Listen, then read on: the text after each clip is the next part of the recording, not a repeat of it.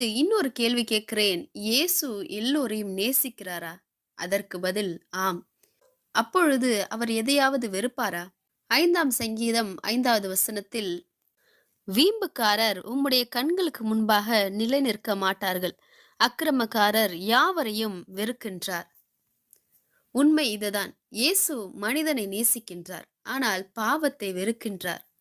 இயேசு பாவிகளை நேசிக்கின்றார். பிரியமானவர்களே, இயேசு யாருடன் உட்கார்ந்து சாப்பிட்டார்? மத்தேயு 9ஆம் அதிகாரம் 10 முதல் 11வது வசனம் வரை.